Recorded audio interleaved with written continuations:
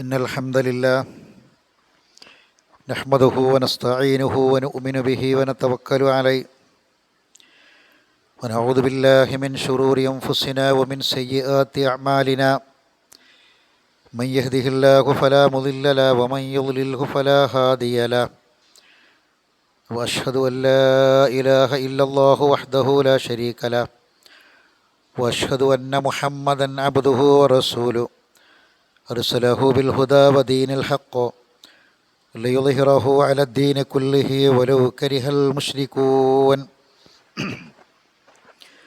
اللهم صل على محمد وعلى آل محمد كما صليت على إبراهيم وعلى آل إبراهيم اللهم بارك على محمد وعلى آل محمد كما باركت على إبراهيم وعلى آل إبراهيم إنك حميد مجيد أما بعد فإن خير الحديث كتاب الله وخير الهدي هدي محمد صلى الله عليه وسلم وشر الأمور محدثاتها وكل محدثة بدعة وكل بدعة ضلالة يا أيها الذين آمنوا اتقوا الله وقولوا قولا سديدا يصلح لكم أعمالكم ويغفر لكم ذنوبكم ومن يطع الله ورسوله فقد فاز فوزا عظيما يا أيها الذين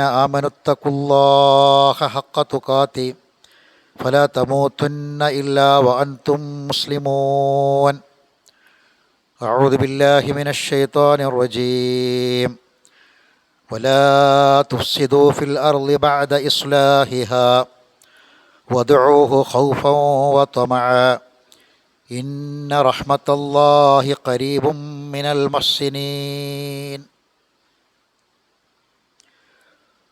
ബഹുമാനരായ സത്യവിശ്വാസിനികളെ, അല്ലാഹു സുബ്ഹാനഹു വ തആലയുടെ നിയമനിർദ്ദേശങ്ങളെയും വിധിവിലക്കുകളെയും പൂർണ്ണമായും പാലിച്ചുകൊണ്ട് ജീവിതത്തെ ക്രമീകരിക്കാനുള്ള ശ്രമം ഉണ്ടാകണമെന്ന് ഓർമ്മപ്പെടുത്തുകയാണ്, വസിയ്യത്ത് ചെയ്യുകയാണ്. അള്ളാഹു നമ്മെ അതിനനുഗ്രഹിക്കുമാറാവട്ടെ. ഏതൊരു മനുഷ്യനും ആഗ്രഹിക്കുന്ന ഒരു സമാധാന ജീവിതമുണ്ട്. അത് ഇല്ലാതാക്കുന്ന കുഴപ്പങ്ങളും പ്രതിസന്ധികളും പ്രത്യക്ഷപ്പെട്ടുകൊണ്ടിരിക്കുന്ന കാലഘട്ടത്തിലാണ് നമ്മൾ ജീവിച്ചു കൊണ്ടിരിക്കുന്നത്. ലോകം ഒരു യുദ്ധമുഖത്തേക്ക് പോകുമോ എന്ന ഭീതിയിലാണ് നമ്മളെല്ലാവരും ഉള്ളത്. നിലവിൽ ഉരുണ്ടുകൂടിയ യുദ്ധസാഹചര്യം എത്ര വലിയ ദൂരവ്യാപകമായ പ്രത്യാഘാതങ്ങളാണ് ഉണ്ടാക്കുക എന്ന് നമുക്ക് നിർവചിക്കാൻ പോലും കഴിയില്ല. ഒരു പുതിയ ലോകമഹായുദ്ധമായി നിലവിലെ സാഹചര്യം മാറാതിരിക്കാൻ ആത്മാർത്ഥമായി നമ്മളെല്ലാവരും അല്ലാഹുവിനോട് ദുആ ചെയ്യണം. നിർഭയരായി ജീവിക്കുക എന്നത്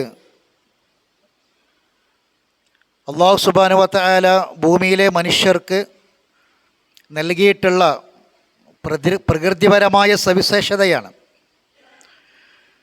ഭൂമിയെപ്പറ്റിയും ഭൂമിയുടെ ഘടനയെപ്പറ്റിയും എല്ലാം അല്ലാഹു പറഞ്ഞെടുത്ത് അതാണ് വിശദീകരിക്കപ്പെട്ടിട്ടുള്ളത്.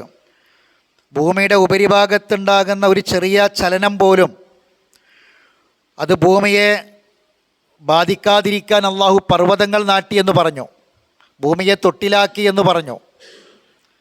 അങ്ങനെ ഒരുപാട് കാര്യങ്ങൾ,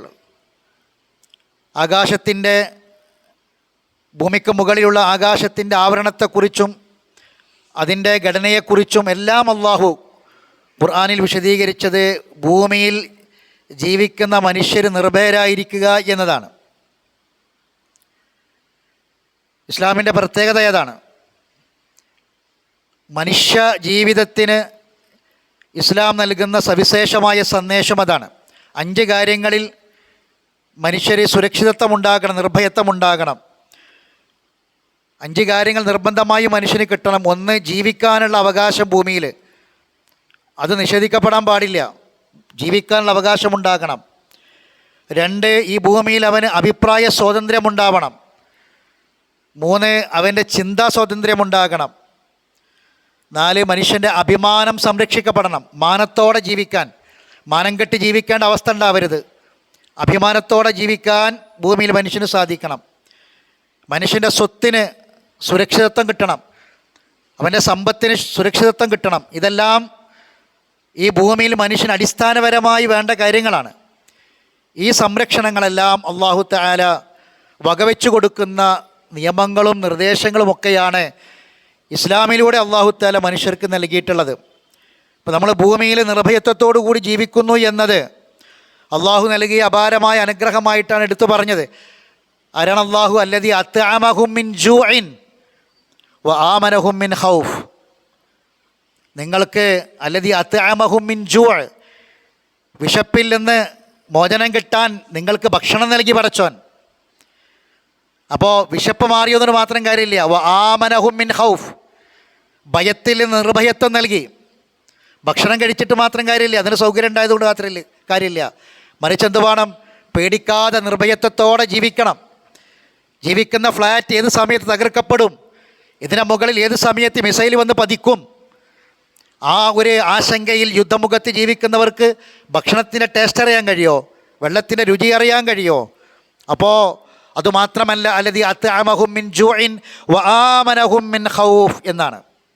സഹോദരങ്ങളെ, അള്ളാഹുവിൻ്റെ അപാരമായ അനുഗ്രഹത്തിന് ഏറെ നന്ദി കാണിക്കേണ്ട, നന്ദി പറയേണ്ട ഒരു സാഹചര്യത്തിലൂടെയാണ് നമ്മളൊക്കെയും ജീവിച്ചു കൊണ്ടിരിക്കുന്നത്.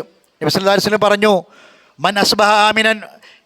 മൻ അസ്ബഹ മിൻകും മുൽ യൗമ ആമിനൻ, നിങ്ങളിൽ ഒരാൾക്ക് നിർഭയത്വത്തോടു കൂടി ഒരു പ്രഭാതമുണ്ടായാൽ, ഒരു രാത്രി സമാധാനത്തോടെ കിടന്നുറങ്ങി സമാധാനത്തോടെ എഴുന്നേൽക്കാൻ പേടി കൂടാതെ ഒരു ദിവസം നിങ്ങൾക്ക് കഴിച്ചു കൂട്ടാൻ സാധിച്ചാൽ, മൻ അസ്ബഹ ആമിനൻ ഫി സിർബിഹി വ മുആഫൻ ഫി ബദനിഹി, ശരീരത്തിന് ആരോഗ്യമുണ്ടായാൽ, വഇൻദഹു ഖൂതു യൗമിഹി, അന്നന്നത്തേക്കുള്ള ഭക്ഷണമുണ്ടായാൽ, ഫകഅന്നമാ ഖീസത്തു ലഹു ദുനിയ ബിഖദാഫിരിഹാ, കൈവള്ളകൾക്കുള്ളിൽ ലോകം മുഴുവനും കിട്ടിയവനെ പോലെയാണ്.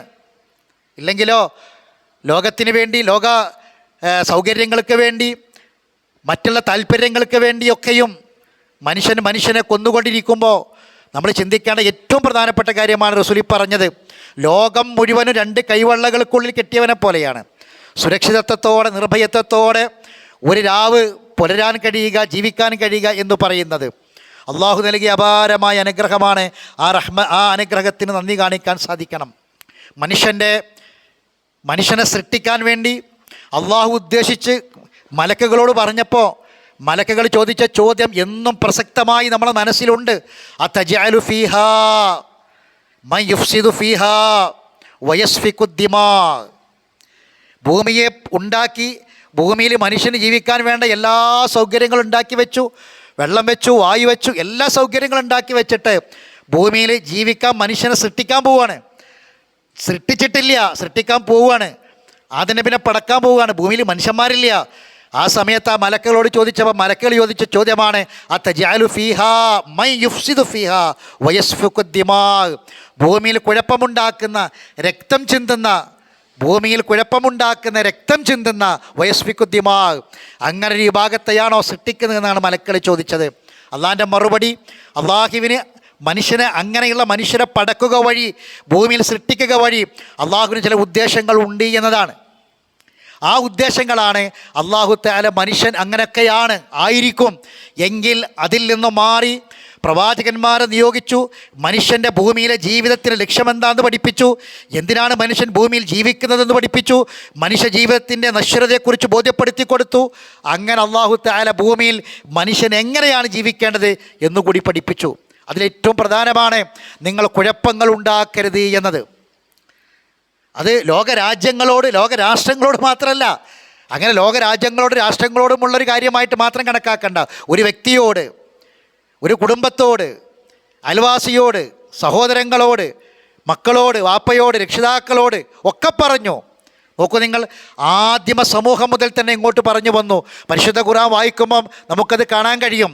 നൂഹ് നബി അലൈഹി സ്വലാത്തു വസ്സലാമിന് ശേഷം പിന്നീട് ഭൂമിയിൽ വന്ന ഏറ്റവും പ്രധാനപ്പെട്ട സമൂഹമാണ് ആദ്.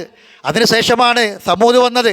അവരോടൊക്കെ അല്ലാഹ് പറഞ്ഞ വാക്കെന്താണ്? വലാ തുഫ്സിദൂ ഫിൽ അർദ്, വലാ തുഫ്സിദൂ ഫിൽ അർദ്, ഭൂമിയിൽ കുഴപ്പമുണ്ടാക്കരുത്. ആ വാക്കത് എങ്ങനെ ആവർത്തിക്കുകയാണ്? ബഅദ ഇസ്ലാഹിഹ, ഭൂമി അതിൻ്റെ എല്ലാ ഇസ്ലാഹും സ്വീകരിച്ചിട്ടുണ്ട്. ഭൂമിയിൽ നന്മയാണുള്ളത്. ഭൂമിയിൽ അള്ളാഹു ഭൂമിയെ പടച്ചത് മനുഷ്യർക്ക് ഗുണം കിട്ടാനാണ്, സ്വസ്ഥമായി ജീവിക്കാനാണ്, ഇസ്ലാഹാണ്.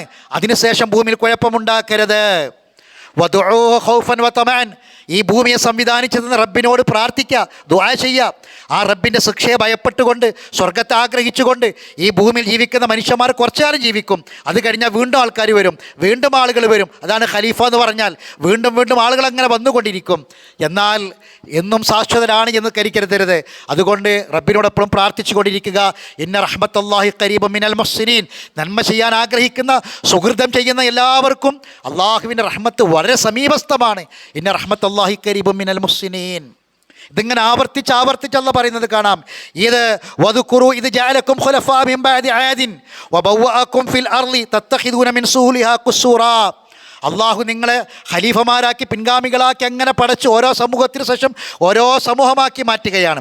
ആ സമൂഹത്തിൻ്റെ എല്ലാം പ്രത്യേകതകൾ ഉൾക്കൊണ്ടുകൊണ്ട്, ജീവിക്കുന്ന നാടിൻ്റെ പ്രത്യേകതകൾ ഉൾക്കൊണ്ടുകൊണ്ട്, ആ നാടിൻ്റെ സൗകര്യങ്ങൾ ഉപയോഗപ്പെടുത്തിക്കൊണ്ട് നിങ്ങൾ ആ നാട്ടിൽ ജീവിക്കുന്നു. അള്ളാഹു നിങ്ങൾക്ക് ഈ ഭൂമിയിൽ താമസിക്കാൻ സൗകര്യങ്ങൾ ഒരുക്കി തന്നു. തത്തഖിദുന മിൻ സുഹൂലിഹാ ഖുസൂറ, ഭൂമിയുടെ സമതലങ്ങളിൽ നിങ്ങൾ കൊട്ടാരങ്ങൾ ഉണ്ടാക്കി. വതൻഹിതൂനൽ ജിബാല ബുയൂതൻ, മലകളെ നിങ്ങൾ തുറന്ന് വീടുകളുണ്ടാക്കി. ഫദ്കുറു അലാ അല്ലാഹ്, അള്ളാഹുവിൻ്റെ അനുഗ്രഹത്തെ എപ്പോഴും ഓർത്തുകൊണ്ടിരിക്കണം. വലാ തഅസൗ ഫിൽ അർളി മുഫ്സിദീൻ, ഭൂമിയിൽ നാശകാരികളായിക്കൊണ്ട് നിങ്ങൾ കുഴപ്പമുണ്ടാക്കരുത്. ഭൂമിയിൽ നാശകാരികളായിക്കൊണ്ട് കുഴപ്പമുണ്ടാക്കരുത്. നിങ്ങൾ ഏത് കാലത്ത് നിങ്ങൾക്കെത്ര സൗകര്യങ്ങളുണ്ടായിരുന്നാലും, എത്ര യുദ്ധസാമഗ്രികൾ ഉണ്ടായിരുന്നാലും, എത്ര തന്നെ നിങ്ങൾ രാജ്യം പുരോഗതി പ്രാപിച്ചതാണെങ്കിലും, മറ്റു രാജ്യങ്ങൾക്കുമേൽ എത്ര വലിയ ആധിപത്യം നിങ്ങൾക്കുണ്ടെങ്കിലും, ഭൂമിയിൽ ജീവിക്കുന്നവരെല്ലാം മനുഷ്യരാണ്. ഏത് ഭാഗത്ത്, ഏത് രാഷ്ട്രത്തിൽ ജീവിക്കുന്നവരും മനുഷ്യരെന്നൊരു പ്രത്യേകതയുണ്ട്. ആ പ്രത്യേകത ഉൾക്കൊണ്ടുകൊണ്ടായിരിക്കണം ജീവിക്കേണ്ടത് എന്ന് പറഞ്ഞു. സമൂഹത്തിന് കുഴപ്പമുണ്ടാക്കുന്ന എന്തൊക്കെ മേഖല ഉണ്ടോ അവിടെ ഇടപെട്ടു. മാർക്കറ്റുകളിൽ, കമ്പോളങ്ങളിൽ, ഒരു രാജ്യത്തിൻ്റെ സാമ്പത്തിക രംഗത്ത് അതിൻ്റെ ആ സാമ്പത്തിക വിഷയം എന്താണോ അതിലേക്ക് കടന്നു കയറി അത് നശിപ്പിക്കാനും അത് പിടിച്ചടക്കാനും മറ്റൊരു രാജ്യത്തിനും അവകാശം നൽകിയിട്ടില്ല. നോക്കൂ നിങ്ങൾ, ഒരു കമ്പോളത്തിലുണ്ടാകുന്ന പ്രശ്നം, ഒരു സമൂഹത്തിലുണ്ടാകുന്ന, സാമ്പത്തിക രംഗത്തുണ്ടാകുന്ന വിഷയങ്ങളിലൊക്കെയും ഷുഐബ് നബിയുടെ സമൂഹത്തോട് അല്ലാഹ് പറഞ്ഞു, വൈലാ മദിയന അഖാഹും ശുഐബ ഫഖാല യാ ഖൗമി അബ്ദുല്ലാഹ് വർജുൽ യൗമൽ ആഖിർ വലാ തഅസൗ ഫിൽ അർളി മുഫ്സിദീൻ, ഭൂമിയിൽ കുഴപ്പമുണ്ടാക്കി നാശകാരികളാവരുത്. പരലോകത്തെക്കുറിച്ച് നിങ്ങൾ ഓർക്കണം, നിങ്ങൾ പ്രതീക്ഷിക്കണം. വയാ ഖൗമി ഔഫുൽ കൈല വൽ മീസാന ബിൽ ഖിസ്തി, അളവും തൂക്കവും കൃത്യമായിരിക്കണം. വലാ തബ്ഖസുന്നാസ അശ്യാഅഹും, ജനങ്ങൾക്ക് കൊടുത്ത അവരുടെ വസ്തുക്കൾ നിങ്ങൾ കമ്മി വരുത്തരുത്. വലാ തഅസൗ ഫിൽ അർളി മുഫ്സിദീൻ, വീണ്ടും അല്ലാഹ് ആവർത്തിച്ചു, ഭൂമിയിൽ നാശകാരികളായി കുഴപ്പങ്ങൾ ഉണ്ടാക്കരുത്. എവിടെയൊക്കെ മനുഷ്യൻ്റെ ജീവിതത്തിൻ്റെ സന്തുലനാവസ്ഥ തെറ്റാൻ സാധ്യതയുണ്ടോ, അവൻ്റെ നിർഭയത്വത്തിന് കോട്ടം സംഭവിക്കാൻ സാധ്യതയുണ്ടോ, അവിടെയെല്ലാം ശക്തമായ ഇടപെടലുകളാണ് നടത്തുന്നത്. അത് വ്യക്തിയോടുണ്ട്, കുടുംബത്തോടുണ്ട്, ഒരു പ്രദേശത്തോടുണ്ട്, ഒരു രാജ്യത്തോടുണ്ട്, ഒരു രാഷ്ട്രത്തോടുണ്ട്. അവിടെയെല്ലാം ഇസ്ലാം വളരെ വ്യക്തമായ കാഴ്ചപ്പാടുകൾ നൽകിയിട്ടുണ്ട്. കാരണം എവിടെയായിരുന്നാലും മനുഷ്യരാണ് ജീവിക്കുന്നത് എന്നത് തന്നെയാണ് അപ്പറഞ്ഞതിൻ്റെ അർത്ഥം. നോക്കൂ നിങ്ങൾ, എത്രമാത്രം എന്ന് പറഞ്ഞാൽ ഒരു ശത്രു ഉണ്ടാകാൻ ആഗ്രഹിക്കരുത് എന്നാണ്, ഒരു ശത്രുവിനെ കാണാൻ കൊതിക്കരുത് എന്നാണ്.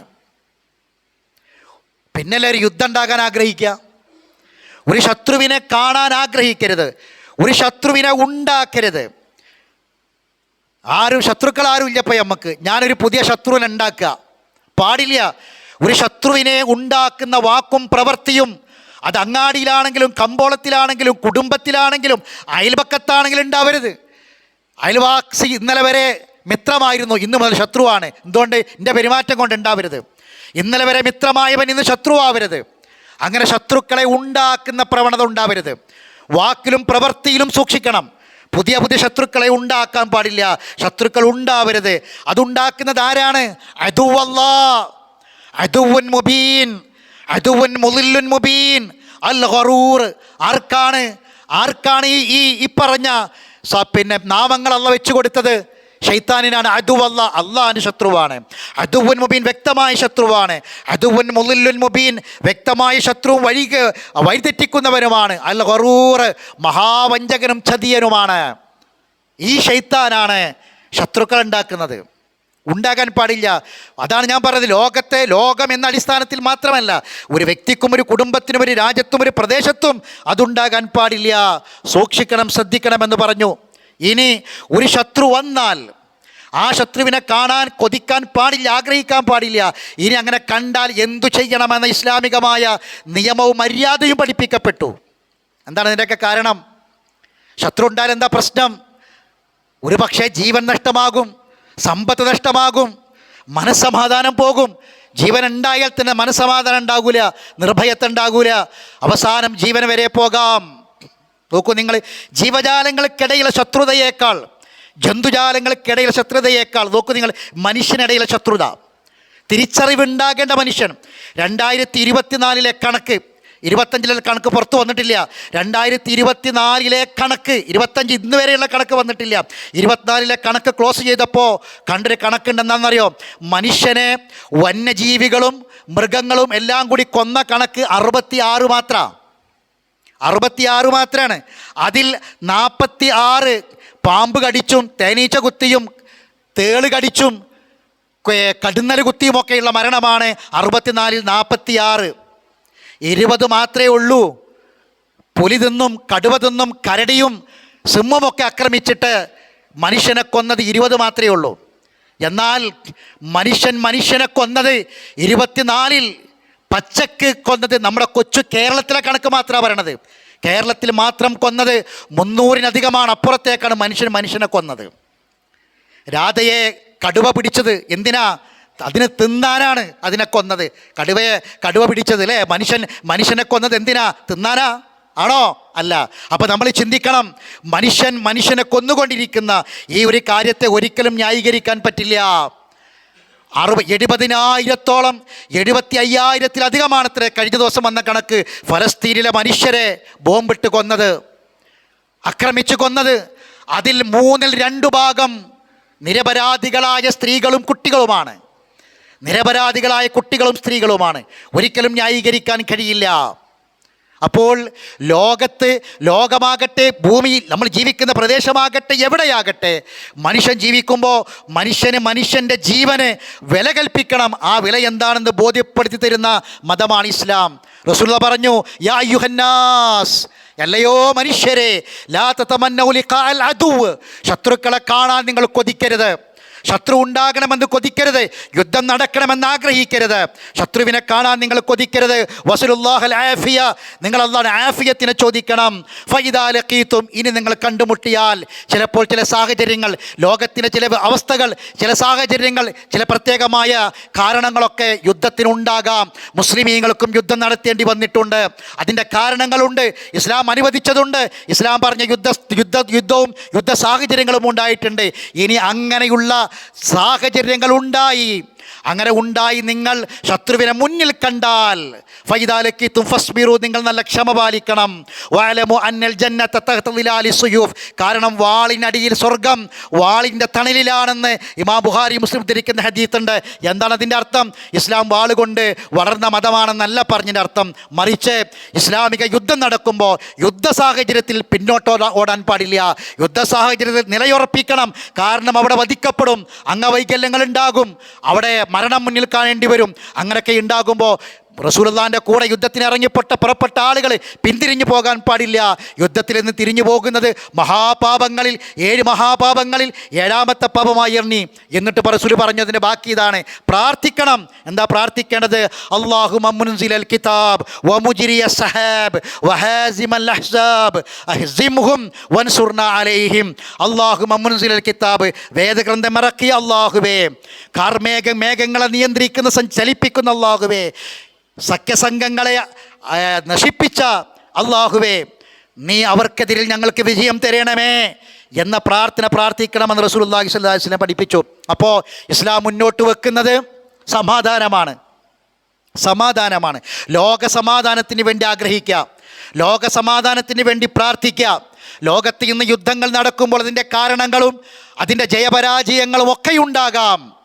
പക്ഷെ എവിടെയും ഇസ്രായേലിൽ 25 ലക്ഷം മുസ്ലിമീങ്ങളുണ്ട്. ഇസ്രായേൽ എന്ന രാജ്യത്ത് ആയിരക്കണക്കിന് മുസ്ലിം പള്ളികളുണ്ട്. അവിടെ ജൂതന്മാരാണ് ഭൂരിപക്ഷമുള്ളത്. ജൂതന്മാരുടെ നെറികേടും ജൂതന്മാർക്ക് മറ്റൊരു ജനങ്ങളുടെ പിൻബലമില്ലാതെ ഒരു ശത്രുവിനെ നേരിടാൻ കഴിയില്ല എന്ന് അള്ളാഹുവിന്റെ പരിശുദ്ധ ഖുർആൻ സാക്ഷ്യപ്പെടുത്തിയതാണ്. ളുരിബത്ത് അലൈഹിമുദ്ദില്ലത്തു വൽ മസ്കന, എവിടെയായിരുന്നാലും അപമാനവും നിന്ദതയും അവർക്കുമേൽ അടിച്ചേൽപ്പിക്കപ്പെട്ടിട്ടുണ്ടെന്ന് ഇസ്രായേലിൻ്റെ ചരിത്രം പറഞ്ഞുകൊണ്ട് ബനി ഇസ്രായേലരെ വിളിച്ചുകൊണ്ട് അള്ളാഹു പരിശുദ്ധ ഖുർആനിൽ വിവിധ ഇടങ്ങളിലായി വിവിധ സ്ഥലങ്ങളിലായി അള്ളാഹു പറയുന്നുണ്ട്. എങ്കിൽ പോലും യുദ്ധം കൊതിക്കരുത് സഹോദരങ്ങളെ. ഒരു രാജ്യത്ത് യുദ്ധമുണ്ടായാൽ ആ രാജ്യത്ത് മാത്രമല്ല എല്ലാ നാടുകളിലും അതിൻ്റെ പ്രത്യാഘാതങ്ങൾ ഉണ്ടാകും. അതിൻ്റെ എന്തൊക്കെയാണോ അവിടെയുള്ള ആ രാജ്യവുമായി ബന്ധപ്പെട്ട വിഷയങ്ങൾ, അതിലൊക്കെ നമ്മുടെ രാജ്യം മറ്റൊരു രാജ്യത്തെ അതൊരു സാമൂഹിക പരിസ്ഥിതിയാണ്. ഒരു രാജ്യത്തെ പല നിലക്കും ആശ്രയിക്കേണ്ടതുണ്ട്, പല മേഖലകളിലും ആശ്രയിക്കേണ്ടതുണ്ട്. അവിടെയൊക്കെയും വിലക്കയറ്റങ്ങൾ ഉണ്ടാകും, ജീവിത സാഹചര്യങ്ങൾ, അതിന് പ്രയാസങ്ങൾ ഉണ്ടാകും. അങ്ങനെ അതിൻ്റെ യുദ്ധത്തിൻ്റെ ഇരകളായ ഒരുപാട് നിരപരാധികളായ സ്ത്രീകളും കുട്ടികളും ഉണ്ടാകും. അങ്ങനെ പലതും ഉണ്ടാകും. അതുകൊണ്ട് ലോകത്ത് സമാധാനമുണ്ടാകട്ടെ എന്നാണ് ആഗ്രഹിക്കേണ്ടത്. അതിനുവേണ്ടിയാണ് പ്രാർത്ഥിക്കേണ്ടത്.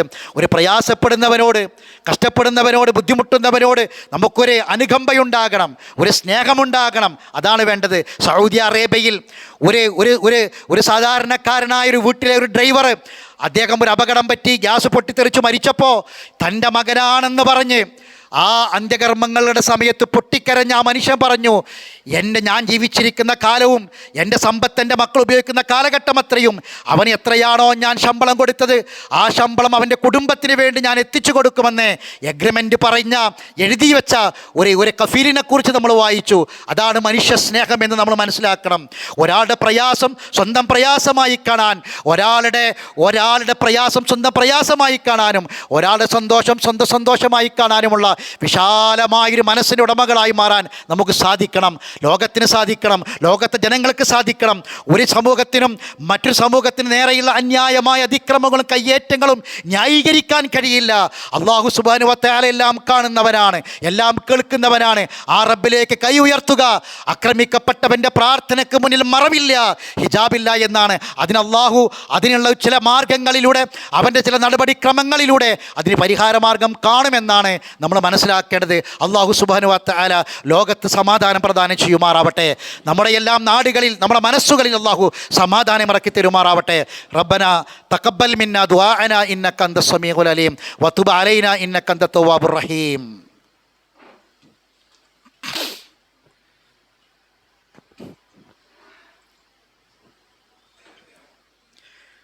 അൽഹംദുലില്ലാഹി റബ്ബിൽ ആലമീൻ വസ്സലാത്തു വസ്സലാമു അലാ അഷ്റഫിൽ അംബിയാഇ വൽ മുർസലീൻ നബിയിന മുഹമ്മദിൻ വഅലാ ആലിഹി വഅസ്ഹാബിഹി അജ്മഈൻ അമ്മാ ബഅദ്.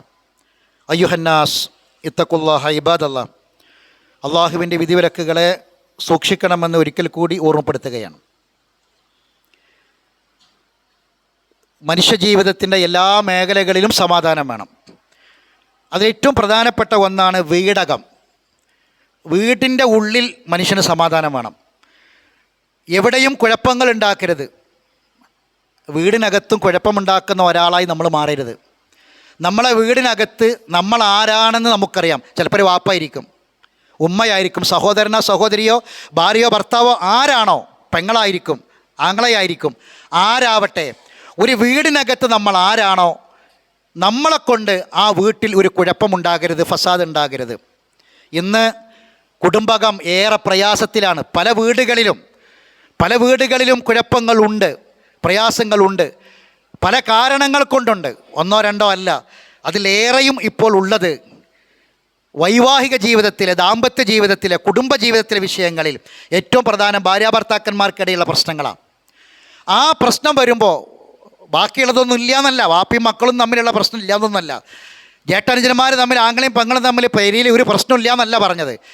ഏറെയും ദമ്പതിമാർക്കിടയിലുള്ള പ്രശ്നം വരുമ്പോൾ അത് ആ കുട്ടികളെ ബാധിക്കും, ആ കുടുംബത്തിൻ്റെ സ്വസ്ഥത കെടുത്തും.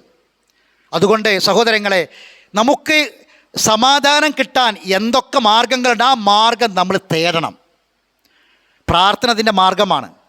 അതോടൊപ്പം ചില കാര്യങ്ങൾ തിരിച്ചറിവുണ്ടാവുക എന്നുള്ളത് ഏറ്റവും പ്രധാനമാണ്. ഇപ്പോൾ ഈ കൗൺസിലിംഗ് ഒക്കെ കൊടുക്കണം എന്തിനാ? എന്തെങ്കിലും പ്രശ്നമൊക്കെ ഉണ്ടായാൽ ചിലപ്പോൾ ആണിനും പെണ്ണിനൊക്കെ കൗൺസിലിംഗ് കൊടുക്കും നമ്മൾ. എന്തിനാ? ഒരു തിരിച്ചറിവ് ഉണ്ടാവാനാണ്. അള്ളാഹു ഖുർആനിൽ നൽകിയ കൗൺസിലിങ്ങിനോട് വലിയ കൗൺസിലിംഗ് ഒന്നും വേറില്ല, ലോകത്തില്ല. അള്ളാഹുവിൻ്റെ റസൂൽ നൽകിയതിനേക്കാൾ അപ്പുറം വേറില്ല. എന്താണ് അള്ളാഹ് പറഞ്ഞു? വജഅല ബൈനക്കും മവദ്ദത്തൻ വറഹ്മ, സ്നേഹവും കാരുണ്യവുമാണ് കുടുംബജീവിതത്തിൻ്റെ അടിത്തറ. മവദ്ദത്തും റഹ്മത്തുമാണ്. അത് ബോധ്യപ്പെടുത്തി കൊടുക്കാൻ, ഒരു കുടുംബത്തിൽ ബോധ്യപ്പെടുത്തി കൊടുക്കാൻ നമുക്ക് സാധിക്കണം. പ്രശ്നങ്ങളില്ലാതെ എന്താണ് ബാധ്യത, എന്താണ് ഉത്തരവാദിത്വം? ഇന്നത്തെ ഒരവസ്ഥ, പണ്ടൊക്കെ പെൺകുട്ടികളെ എങ്ങനെയാണ് ഇപ്പോൾ ഈ കുട്ടികളെ കെട്ടിക്കാന്ന് ഇനി ബേജാറ് അല്ലേ? എങ്ങനെയാണ് ഇപ്പോൾ ഈ കുട്ടികളെ കല്യാണം കഴിപ്പിക്കുക, എങ്ങനെയാണ് കെട്ടിക്കാന്നുള്ള ബേജാറായിരുന്നെങ്കിൽ ഇന്നിപ്പം കല്യാണം കഴിഞ്ഞതിന് ശേഷം എൻ്റെ കുട്ടികളുടെ അവസ്ഥ എന്തായിരിക്കുമെന്ന ബേജാറാണുള്ളത്. അപ്പോൾ ആ ബേജാർ കെട്ടിക്കാനുള്ള ബേജാറല്ല, കെട്ടിച്ചതിന് ശേഷമുള്ള ബേജാറിനെ സംബന്ധിച്ചാണ് നമുക്കെല്ലാവർക്കും ആദ്യം. എന്തായിരിക്കും ഇപ്പോൾ ആ കുട്ടിക്ക് ഇപ്പോൾ അവിടുത്തെ അവസ്ഥ? ഇത് വല്ലാത്തൊരു വിഷയമായി മാറിയിട്ടുണ്ട്. അതുകൊണ്ട് ചില കൗൺസിലിങ്ങുകളും ഒരു കല്യാണത്തിന് മുമ്പേ അല്ലെ കല്യാണം കഴിഞ്ഞ ഉടനെയൊക്കെ നമ്മളെ നാട്ടിൽ പല രൂപത്തിലും അവരൊന്ന് ഇരുത്തി കാര്യങ്ങൾ ബോധ്യപ്പെടുത്തി കൊടുക്കാൻ പല മാർഗ്ഗങ്ങൾ ഉണ്ടാവാറുണ്ട്. അതിൻ്റെ ഒരു ഭാഗമാണ് അടുത്ത ഞായറാഴ്ച ആലത്തൂർ ദാറുൽ ഖുർആനിൽ രാവിലെ 9 മണി മുതൽ വൈകുന്നേരം 5 മണി വരെ വിവാഹപ്രായമെത്തിയ ആൺകുട്ടികളെയും പെൺകുട്ടികളെയും, വിവാഹപ്രായം കഴിഞ്ഞ് ഏതാനും ഒരു 2-3 മാസമൊക്കെ ആയിട്ടുള്ള ആളുകളെയൊക്കെ, കുട്ടികളാകുന്നതിന് മുമ്പുള്ള അതിനിടക്കുള്ള ആളുകളെയൊക്കെ അതിലൊന്ന് പാണിനെയും പെണ്ണിനെയും ഒന്ന് പങ്കെടുപ്പിക്കാം. അവിടെ വളരെ പ്രഗത്ഭരായ ആളുകൾ ഒരു ജീവിതത്തിന് തിരിച്ചറിവ് നൽകുന്ന ചില ക്ലാസ്സുകളൊക്കെ അവിടെ നടക്കുന്നുണ്ട്. അതുമായി ബന്ധപ്പെട്ട് അന്വേഷിച്ച് ഇത്തരത്തിലുള്ള രക്ഷിതാക്കളുണ്ടെങ്കിൽ, കുട്ടികളുടെ വിവാഹവുമായി ബന്ധപ്പെട്ട് ആശങ്ക മനസ്സിലുള്ളവരുണ്ടെങ്കിൽ അത് തീർക്കാൻ ഏറ്റവും നല്ലതാണ് അവിടെ ഒന്ന് കൊണ്ടുപോയി അവിടെ ഇരുത്തി കൊടുക്കുക എന്നുള്ളത്. അതിന് വേണ്ട കാര്യങ്ങൾ ചെയ്യണമെന്ന് ഈ സന്ദർഭം ഓർമ്മപ്പെടുത്തുകയാണ്. മഹാനായ അലി അള്ളാഹു തആല അൻഹുവിനെ ഫാത്തിമ ബീവിനെ റസൂൽ കല്യാണം കഴിപ്പിച്ചു കൊടുത്തു. ഒരിക്കൽ ഫാത്തിമ ബീവിയുടെ കവിളിൽ തലോടിയിട്ട് റസൂൽ പറഞ്ഞൊരു വാക്കുണ്ട്, മോളെ, നിന്റെ ജീവിതത്തിൽ നിനക്ക് വിജയവും പരാജയവും ഉണ്ടാകും. ചിലപ്പോൾ പട്ടിണി കിടക്കേണ്ടി വരും മോളെ, ദാരിദ്ര്യവും കഷ്ടപ്പാടും ഉണ്ടാവും മോളെ. പക്ഷേ അലി പാവമാണ്, അലി ദരിദ്രനാണ്. പക്ഷേ മോളെ, അലി നിന്നെ കൈവിടൂല. ഈ വാപ്പ, റസൂൽ പറയണം, ഈ വാപ്പ നിനക്ക് ഏറ്റവും നല്ല, കിട്ടാവുന്നതിൽ ഏറ്റവും നല്ല ഒരു ചെറുപ്പക്കാരൻ്റെ കയ്യിലാണ് ഈ വാപ്പ നിന്നെ ഏൽപ്പിച്ചിട്ടുള്ളത് മോളെ. അതുകൊണ്ട് നിനക്ക് സമാധാനിക്കാം എന്ന് പറഞ്ഞ് അലി അല്ലാഹു തആല അൻഹു നബി സല്ലല്ലാഹു അലൈഹി വസല്ലം ഫാത്തിമാവിൻ്റെ കവിൾ തലോടി പറഞ്ഞ ഉപദേശമുണ്ട്. എന്നിട്ട് അലി അല്ലാഹു തആല അൻഹുവിൻ്റെ കൈ പിടിച്ച് റസൂൽ പറയുന്നുണ്ട്, അലി, എൻ്റെ മകൾ ഫാത്തിമ എൻ്റെ കരളാണ് അലി, എൻ്റെ കരളിൻ്റെ കഷ്ടമാണ്. അവളെ കണ്ണ് നിറയരുത് അലി, അവളെ കൈവിടരുത്. നോക്കൂ നിങ്ങൾ, ആ ഉപദേശം അവർ സ്വീകരിച്ചു. മതപരമായ നിയമങ്ങൾ അവർ പാലിച്ചു. മരിക്കുന്നത് വരെ സന്തോഷത്തോടെ അവർ ജീവിച്ചു. സഹോദരങ്ങളെ, എത്ര ആളുകൾക്ക് അങ്ങനെ ധൈര്യത്തോടെ കൈപിടിച്ചു കൊടുക്കാൻ പറ്റും നമ്മളെ മക്കളെ? നമ്മൾ ചിന്തിക്കുക. അതിൽ നിന്ന് ഉത്തരവാകട്ടെ ഇത്തരം സ്ഥലങ്ങളൊക്കെ നമ്മൾ അന്വേഷിച്ച് കണ്ടെത്തി അവിടേക്ക് നമ്മളെ മക്കളെ എത്തിക്കാനുള്ള ശ്രമങ്ങൾ നമ്മൾ നടത്തുക. അല്ലാഹു സുബ്ഹാനഹു വ തആല നമ്മുടെ എല്ലാ പ്രയാസങ്ങളും നീക്കി തരുമാറാവട്ടെ. എല്ലാ ബുദ്ധിമുട്ടുകളും പ്രയാസങ്ങളിൽ നിന്നും അള്ളാഹു നമ്മളെ കാത്തു രക്ഷിക്കുമാറാവട്ടെ. രോഗികളായ ഒരുപാട് ആളുകൾ ആശുപത്രിയിലും വീടുകളിലുമുണ്ട്. പ്രാർത്ഥിക്കണമെന്ന് വസിയത്ത് പറഞ്ഞവരുണ്ട്. നമ്മുടെ ഒരു സഹോദരൻ്റെ പിതാവ് സ്ട്രോക്ക് വന്ന് ആശുപത്രിയിൽ ഓർമ്മക്കുറവൊക്കെ അനുഭവപ്പെട്ട് വളരെ പ്രയാസകരമായ അവസ്ഥയിലാണ് ഉള്ളത്. പ്രാർത്ഥിക്കണമെന്ന് ആവശ്യപ്പെട്ടിട്ടുണ്ട്. അല്ലാഹു സുബ്ഹാനഹു വ തആല ആ പിതാവിന് രോഗശമനം പ്രദാനം ചെയ്യുമാറാവട്ടെ, ആശ്വാസവും സമാധാനവും പ്രദാനം ചെയ്യുമാറാവട്ടെ. ഖുർആൻ പഠിതാവായ നമ്മുടെ ഒരു സഹോദരി, അവരെ സ്ഥിരമായി ഖുർആൻ ക്ലാസ്സിൽ വരുന്നൊരു സഹോദരിയാണ്. അവരിപ്പോൾ ആശുപത്രിയിൽ അഡ്മിറ്റാണ് രോഗം മൂലം. പ്രാർത്ഥിക്കണമെന്ന് ആവശ്യപ്പെട്ടിട്ടുണ്ട്. അല്ലാഹു സുബ്ഹാനഹു വ തആല രോഗശമനം പ്രദാനം ചെയ്യുമാറാവട്ടെ. അല്ലാഹു തആല എല്ലാ പ്രയാസകരമായ രോഗാവസ്ഥകളിൽ നിന്നും നമ്മളെയും നമ്മളെ മക്കളെയും നമ്മളെ കുടുംബത്തെയും നമ്മളെ മാതാപിതാക്കളെയും കാത്തുരക്ഷിക്കുമാറാവട്ടെ. അല്ലാഹു സുബ്ഹാനഹു വ തആല ലോകത്തിന് സമാധാനം പ്രദാനം ചെയ്യുമാറാവട്ടെ, ശാന്തി പ്രദാനം ചെയ്യുമാറാവട്ടെ. അല്ലാഹു സുബ്ഹാനഹു വ തആല ദീനിൻ്റെ മാർഗ്ഗത്തിൽ മരണപ്പെട്ടവർക്ക് ശുഹദാക്കളെ പദവികൾ നൽകി അല്ലാഹു അനുഗ്രഹിക്കുമാറാവട്ടെ. അല്ലാഹു മഗ്ഫിർ ലിൽ മുഅ്മിനീന വൽ മുഅ്മിനാത്ത് വൽ മുസ്ലിമീന വൽ മുസ്ലിമാത്ത് وأحياهم منهم والأموات إنك مجيب الدعوات يا قاضي الحاجات. اللهم أجرنا من النار، اللهم اعتق رقابنا من النار ورقاب آبائنا وأمهاتنا وأزواجنا وإخواننا المسلمين أجمعين يا رب العالمين. اللهم أصلح شباب المسلمين، اللهم أصلح نساء المسلمين، اللهم أعز الإسلام والمسلمين وأذل الشرك والمشركين ودمر أعداءك وأعداء الدين. اللهم إنا نعوذ بك من جهد البلاء ودرك الشقاء وسوء القضاء وشماتة الأعداء ربنا آتنا في الدنيا حسنة وفي الآخرة حسنة وقنا عذاب النار وآخر دعوانا أن الحمد لله رب العالمين.